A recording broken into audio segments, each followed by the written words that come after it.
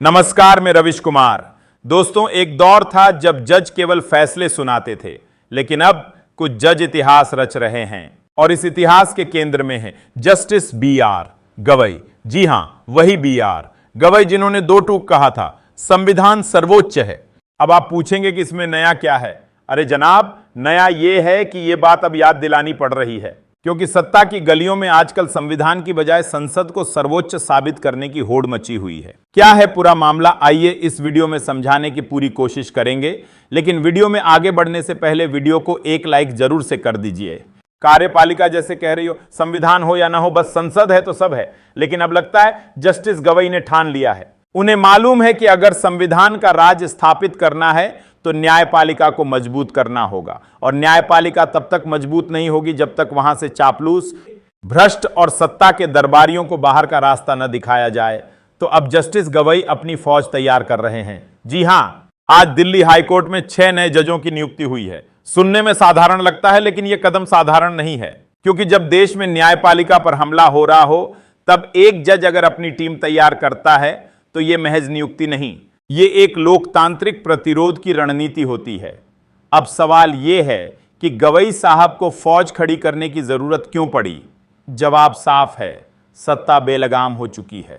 संविधान को चंद लोगों की किताब बना दिया गया है। ऐसे में अगर न्यायपालिका को बचाना है तो उस किताब को फिर से जीवित करना होगा, और गवई साहब शायद यही कर रहे हैं। लेकिन यह खबर अब सरकार को चैन से सोने नहीं देगी। काश नींद हराम हो, काश उन्हें समझ आए कि लोकतंत्र सिर्फ चुनावों से नहीं चलता, वो जजों की रीढ़ और नागरिकों की चेतना से बनता है। दोस्तों, ये जस्टिस गवई की लड़ाई नहीं है, ये संविधान की लड़ाई है। ये आपके, मेरे और आने वाली पीढ़ियों की लड़ाई है, और ये लड़ाई अब कोर्ट के गलियारों से निकलकर देश की आत्मा तक पहुंच चुकी है। अब देखना यह है कि इस फौज के आगे सत्ता के किले कितने दिन टिकते हैं। दोस्तों, अब आप जरा गौर कीजिए। हम सब जानते हैं कि कुछ जज ऐसे भी हैं जिन्होंने हर बार सरकार के पक्ष में ही फैसला दिया। इतना दिया कि जैसे न्याय की देवी की आंखों पर पट्टी तो थी, लेकिन हाथ में सरकार का आदेश भी था। नाम लेने की जरूरत नहीं है, आप समझदार हैं, पहचान लेते हैं चेहरे और इरादे दोनों। अब ऐसे में जब न्याय की कुर्सी पर सत्ता की परछाइयां मंडराने लगें तो जस्टिस बी.आर. गवई जैसे लोग सामने आते हैं और कहते हैं कि मैं संविधान की सेवा करने आया हूं, न कि किसी राजनीतिक दल की। और इसी सोच का असर है, दिल्ली हाईकोर्ट को 6 नए न्यायाधीश मिले हैं। जागरण की रिपोर्ट देखिए, साफ लिखा है कि इन न्यायाधीशों को 21 जुलाई को शपथ दिलाई जाएगी। यानी देश की राजधानी में, जहां से सत्ता की नजरें संविधान पर गड़ी रहती हैं, वहीं संविधान की रक्षा के लिए अब 6 नई आवाजें जुड़ रही हैं। अब सरकार को क्या आपत्ति हो सकती है?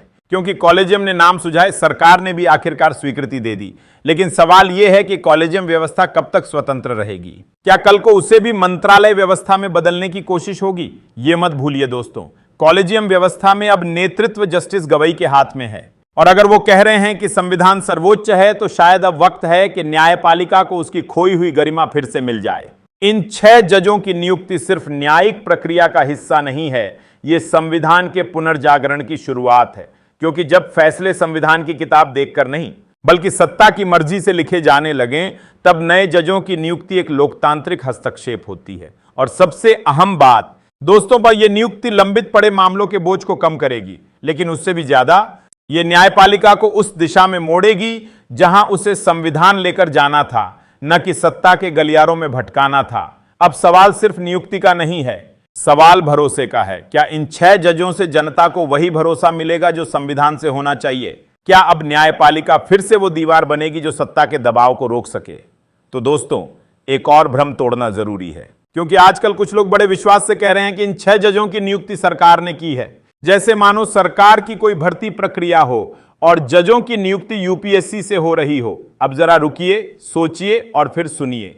यह नियुक्ति सरकार ने नहीं, बल्कि कॉलेजियम प्रणाली ने की है। वही कॉलेजियम जिसकी अगुवाई इस वक्त देश के मुख्य न्यायाधीश जस्टिस बी.आर. गवई कर रहे हैं। अब सरकार की इसमें क्या भूमिका है? सिर्फ औपचारिक मुहर, यानी एक तरह से रबर स्टैंप।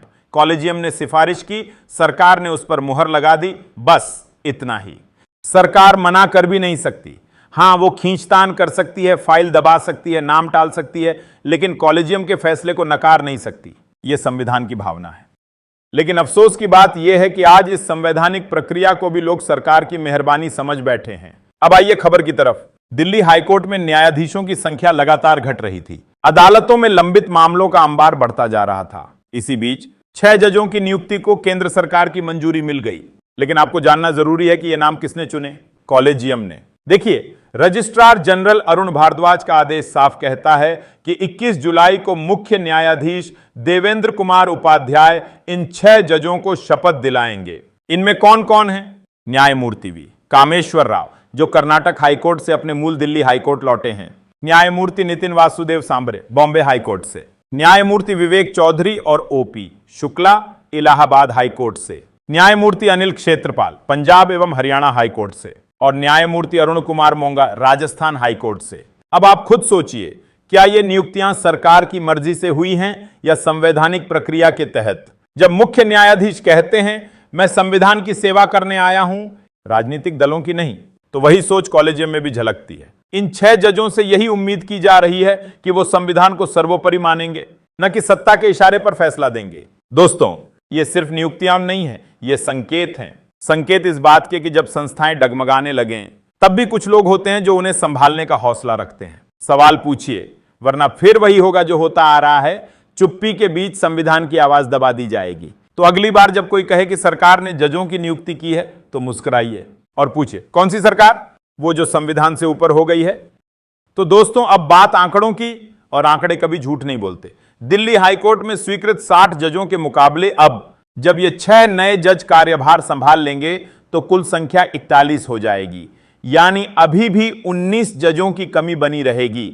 लेकिन राहत यह है कि अब 1 लाख लंबित मामलों की फाइलें शायद कुछ ज्यादा दिन अलमारियों में धूल नहीं खाएंगी। जून महीने में जारी हाईकोर्ट के आंकड़ों के मुताबिक 1 लाख मामले लंबित हैं। सोचिए, 1 लाख। और फिर भी जब कोई जज नियुक्त किया जाता है तो लोग पूछने लगते हैं, भी सरकार ने नियुक्त किया है क्या? नहीं जनाब, यह काम कॉलेजियम सिस्टम का है। और इस वक्त कॉलेजियम के मुखिया हैं जस्टिस BR गवई। अब सवाल उठता है, यह कदम क्यों जरूरी थे? बीते कुछ दिनों में कुछ जज सेवानिवृत्त हुए, कुछ का स्थानांतरण हुआ, जिससे दिल्ली हाईकोर्ट में जजों की संख्या में गिरावट आई। ऐसे में कॉलेजियम ने ये नियुक्तियां करके सिर्फ एक प्रशासनिक कदम नहीं उठाया, बल्कि एक लोकतांत्रिक संतुलन की मरम्मत की है। क्योंकि जब न्याय की गाड़ी रुक जाती है तो सबसे पहले गरीब कुचला जाता है और अमीर बेल पर निकल जाता है। अब आइए उस विचारधारा पर जो आज देश में खुलकर संविधान को चुनौती दे रही है। हम सबने देखा था जगदीप धनखड़ साहब का बयान। उपराष्ट्रपति जी ने कहा संविधान नहीं, संसद सर्वोच्च है। अब भैया, कोई उन्हें समझाए कि संसद कानून बना सकती है, लेकिन संविधान तय करता है कि वो कानून चलेगा या नहीं। आपकी क्या राय है, आप हमें कमेंट में बताइए। चलो मिलते हैं एक और वीडियो के साथ, तब तक के लिए जय हिंद, जय भारत।